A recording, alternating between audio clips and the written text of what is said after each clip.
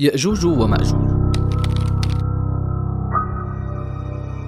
یاجوج او ماجوج څوک دي؟ یاجوج ماجوج د طالوت او جالوت په څیر یو اجمی نوم دی. دا د آدم علیه السلام له اولادیت څخه دي او له بشري نوع سره تعلق لري. حافظ ابن حجر رحمت الله دې خبرې ته ترجیح ورکړي چې هغوی د یافس بن نوح له اولادیت څخه دي. حضرت خالد بن عبد الله بن حرمله له خپل خاله څخه روایت کوي چې رسول الله صلی الله علیه وسلم یو ځل په داسې حال کې خطبه ورکوله او نبی کریم صلی الله علیه وسلم په سر مبارک ټوټه تړلی وو. نبی کریم صلی الله علیه وسلم وفرمایل ژباړه تاسو وایئ چې هیڅ دشمن نشته، حالانکه تاسو به همیش جنگیږئ تر دې چې یاجوج ماجوج به راشي، د پراخو ټنډو والا، د وړو سترګو والا او د سوروالي ته مایل د تور ویښتانو والا. هغوی به له هر لوړ ځای څخه په منډه راځي. مخونه د هغوی به داسې وي لکه ګرد جالونه. دلته پوښتنه پیدا کیږي چې هغوی دیوال څنګه سوری کوي. دا خبره مخکې تیره شوه چې یاجوج ماجوج دوه قبیلې دي. هغوی په ځمکه کې په انواع او اقسامو سره فسادونه او فتنې برپا کول چې ذوالقرنین د هغوی د بندولو لپاره دیوال جوړ کړ. دا دیوال د دوی او د عام خلکو په منځ کې حایل دی. د هغوی د زندګۍ او ژوند کولو یو ځانګړې طریقه ده. یاجوج ماجوج تل د دغه دیوال د ړنګولو په کوشش کې مشغول دي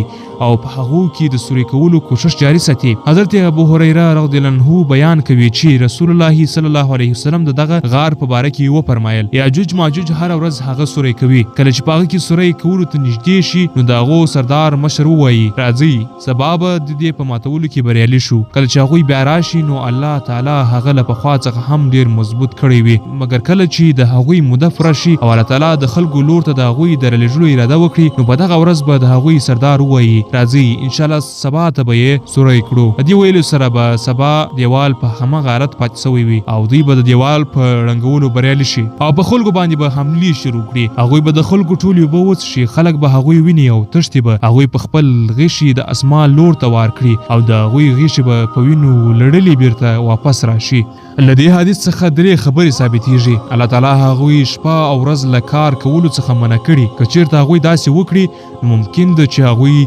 دیوال سوری کړي. الله تعالی هغوی ته دا توفیق هم نه دی ورکړی چې هغوی د کومې قوي آلې په ذریعه په دیوال باندې د کار کولو کوشش وکړي. الله تعالی د هغوی په خیال کې دا خبره نه ده ورچولې او نه یې هغوی ته دا ورښودلې ده. ممکن ده چې هغوی د داسې کولو په کوشش کې وي مګر د دیوال د لوړوالي او پلنوالي له امله دوی د داسې کولو څخه عاجز دي. الله تعالی هغوی ته تر ټاکلي وخت او تر قرب قیامت پورې د انشاءالله ویلو توفیق نه دی ورکړی. له دې حدیث پاک څخه معلومیږي چې په هغوی کې کاریګر، واکمن او پادشاهان هم شته دي او د هغوی رعیت او نظام او کنټرول ماتحت کار کوي. دا هم معلومیږي چې په هغوی کې ځینې داسې هم دي کوم چې د الله تعالی ذات پیژني او د هغه په قدرت او مشیت باندې اعتراف کوي. د دې امر هم امکان شته چې د هغوی د واکمن په ژبه به د انشاءالله کلمه د هغې په معنا له پوهېدلو پرته راشي او د هغې په برکت به دوی مقصد ترلاسه کړي. حضرت ابو هريره رضی الله عنه په ویلي دي. حضرت ابو سعید خدري رضی الله عنه بیان کوي چې رسول الله صلی الله علیه وسلم فرمایلی الله تعالی به وایي ای ادمه،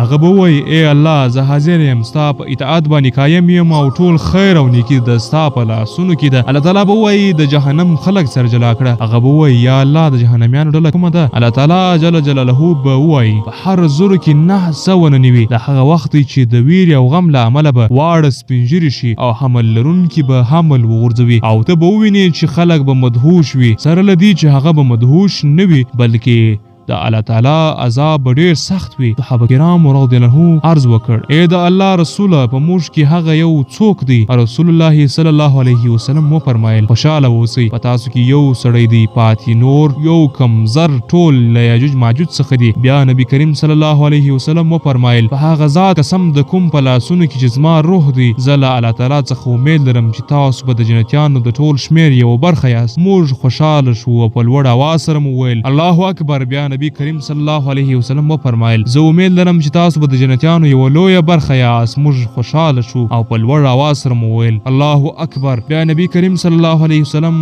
وفرمایل زه امید لرم چې تاسو به د جنتیانو نیمایي یاست. موږ بیا خوشاله شو او په لوړ اواز سره مو ویل الله اکبر. بیا نبی کریم صلی الله علیه وسلم وفرمایل تاسو په خلکو کې داسې یاست لکه په یو سپین حیوان کې تور ویښته یا لکه د تور حیوان په بدن کې چې سپین ویښته وي. نبی کریم صلی الله علیه وسلم د قیامت نشانه پیغمبرانو د عیسی علیه السلام د نازلېدو او د حکومت کولو په باره کې خبرې کولې او یې فرمایل ژباړه دا په هغه حال کې وي چې الله تعالی عیسی علیه السلام ته وحی وکړي چې زه خپل یو شمېر داسې خلک راباسم له کومو سره به چې په جنګ کولو کې د هیڅ چا طاقت نه وي د زما بندګان در سره کړه او د کوه طور لوري ته ولاړ شه. له حضرت نواس بن سمان رضی الله عنه څخه روایت دی چې رسول الله صلی الله علیه وسلم وفرمایل ژباړه الله تعالی به یاجوج ماجوج راولېږي هغه به له هر لوړ ځای څخه په منډه راځي د هغوی لومړۍ ډله چې کله له جیل تبریز تېره شي نو هغوی به ټولې اوبه وڅښي کله چې د هغوی اخرني ډله دې ځای ته راورسېږي نو اوبه وایي کله هم په دې ځای کې اوبه وي یا جیل تبریات بحیره جلیل هم ویل کېږي. دا د مقبوضه فلسطین په شمال کې واقع ده د هغه حجم څه په دا ډول دی د بحیره تبریه اوږدوالی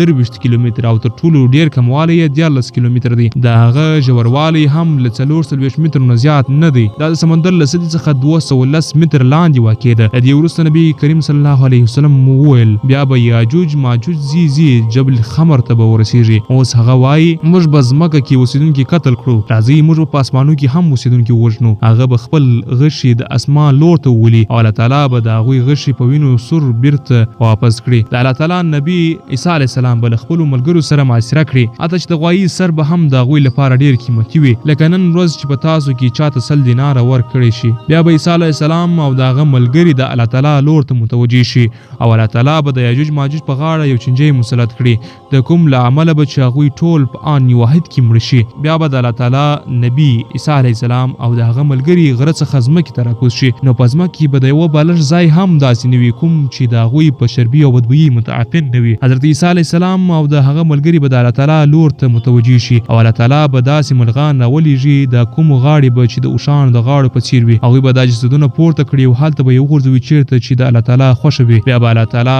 یو داسې باران ووروي په کوم سره به چې د خټو ونو او ویښتانو سره جوړ شوي ټول کورونه به تباه شي هغه باران به ټوله ځمکه ومینځي او صفا به یې کړي بیا به ځمکې ته وویل شي چې خپله میوه راوباسه او خپل برکت بیرته راواپس کړه. په دې وخت کې به داسې برکت وي چې یو انار به د پوره ډلې لپاره کافي وي انار به دومره غټ وي چې هغه ډله به یې تر سیوري لاندې ناست وي په شیدو کې به داسې برکت وي چې یو پی ورکوونکې غوښه به د یو غټې ډلې لپاره کافي پی ورکوونکې غوا به د یو بشپړې قبیلې لپاره کافي وي پی ورکوونکې بزه به د یوې کور لپاره کافي وي. په دې حال کې به الله تعالی یو پاکه هوا راولېږي هغه به دوی د بغلونو له بیغ څخه ونیسي او د هر مؤمن او مسلمان روح به قبض کړي په ځمکه به په دې وخت کې یوازې شریر خلک باقي پاتې شي کوم چې د مردار خور مارغه په څیر بشکاره د خلکو په وړاندې بدکاري کوي همدې خلکو به قیامت قایم شي. په یو بل روایت کې راغلی دی چې بیا به عیسی علیه السلام او د هغه ملګري د الله تعالی لور ته متوجه شي او الله تعالی به هغوی ته داسې مرغان راولېږي د کوم غاړې به چې د اوښانو د غاړې په څیر وي هغوی به د یاجوج ماجوج جسدونه پورته کړي او په یو ژور ځای کې به یې واچوي مسلمانان به له هغوی څخه په پاتې شونیو باندې تر 7 کلونو پورې اور بلوي.